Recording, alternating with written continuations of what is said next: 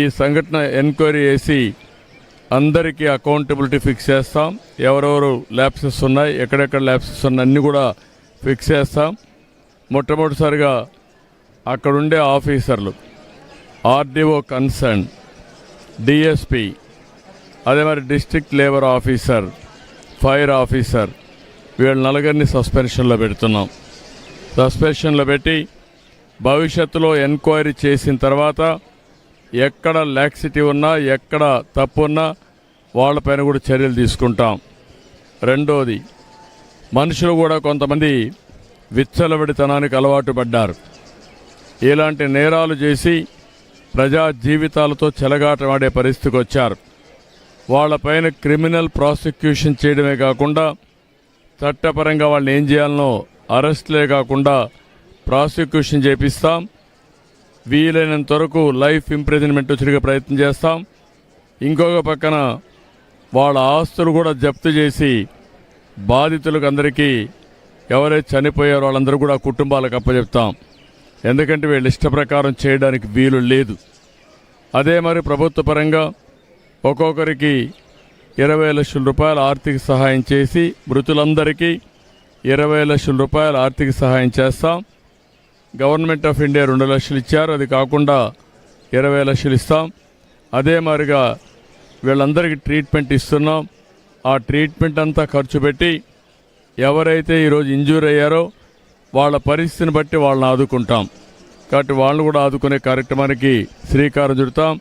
వీళ్ళు కాకుండా ఎవరైతే వీళ్ళల్లో కొంతమంది చిన్న పిల్లలు ఉన్నారు, చదువుకోలేని పరిస్థితి కూడా ఉంది, వాళ్ళందరినీ చదివించే బాధ్యత రెసిడెన్షియల్ స్కూల్స్లో పెట్టి ప్రభుత్వం తీసుకుంటాం. ఈ పేదవాళ్ళు ఎవరైతే ఉన్నారో, చనిపోయారో, వాళ్ళకి ఇళ్ళు లేకపోతే ఇళ్ళు కూడా కట్టించి వాళ్ళని ఆదుకునే కార్యక్రమాన్ని కూడా శ్రీకారం చుడతాం. కుటుంబాలను ఆదుకుంటాం. దోషుల్ని కఠినంగా శిక్షిస్తాం. ల్యాప్సెస్ అన్ని పునరావృతం కాకుండా ఫర్మ్గా యాక్ట్ చేసి అన్ని విధాలా ముందుకు పోతామని చెప్పి తెలియజేసుకుంటూ, నేను ఆ కుటుంబ సభ్యులు తేలేం కానీ ఆ కుటుంబాలను ఆదుకోవడానికి అన్ని విధాలా సహకరిస్తాం. ఎవరైతే చనిపోయారో ఆ కుటుంబ సభ్యులకు నా ప్రగాఢ సానుభూతి తెలియజేసుకుంటూ, చనిపోయిన వారందరూ కూడా ఆత్మశాంతి కలగాలని భగవంతుని ప్రార్థిస్తూ సెలవు తీసుకుంటున్నాను.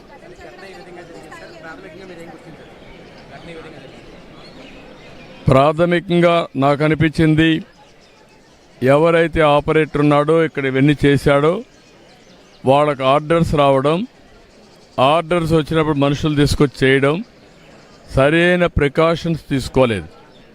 ప్రివెంటివ్ మెజర్స్ ఏమైతే తీసుకోవాలనో, ఇది ఎక్స్ప్లోజివ్ మెటీరియల్, అలాంటి మెటీరియల్ ఉన్నప్పుడు అన్ని జాగ్రత్తలు తీసుకోవాల్సింది. ఆ జాగ్రత్తల్లో ఫెయిల్ అయ్యారనేది నా ప్రైమరీ అసెస్మెంట్. రేపు టెక్నికల్గా అవన్నీ చూస్తే మనకు ఒక ఐడియా వస్తుంది. ఎక్స్ప్లోజివ్ మెటీరియల్ ఎంత ప్రొక్యూర్ చేశారు, ఎక్కడెక్కడ చేశారు, మన వాళ్ళు సూపర్వైజ్ చేసినప్పుడు ఎందుకు ఇలాంటివన్నీ కూడా గట్టిగా వార్నింగ్ ఇవ్వలేకపోయారు, అవన్నీ బయట వస్తాయి. అప్పుడు యాక్షన్ తీసుకుంటాం.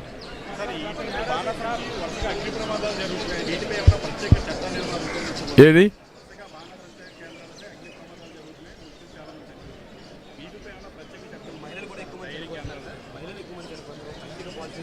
ఏది దీని మీద ఎలాంటి ఇవి తప్పకుండా ఎన్నున్నాయో రెగ్యులేట్ చేస్తాం.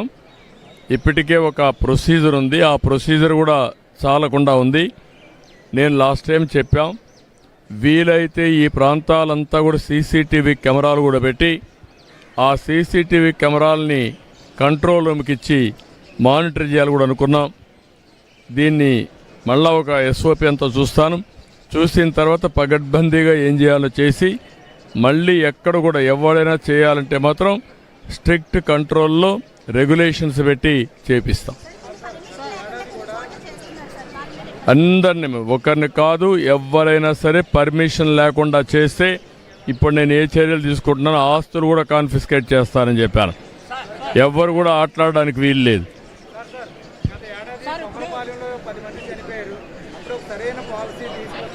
అప్పుడు కూడా తీసుకొచ్చాం, ఆ పాలసీ కూడా సర్క్యులేట్ చేసాం. అందుకే నేను ఇప్పుడు సమీక్ష చేసి ఎక్కడెక్కడ తప్పులు జరిగాయో అవన్నీ కూడా ఎగ్జామిన్ చేసి యాక్షన్ తీసుకుంటాం.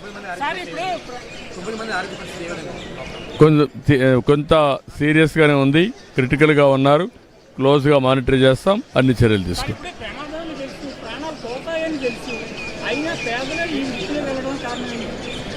అంటే మనం గుర్తుపెట్టుకోవాల్సింది, ఇక్కడ వాళ్ళు over a period of time అలవాటయ్యారు. ఇప్పుడు నేను అక్కడ మాట్లాడాను, కొంతమంది పిల్లలు చెప్తున్నారు మాకు ఊహ వచ్చినప్పటి నుంచి ఈ పనే చేస్తున్నారని.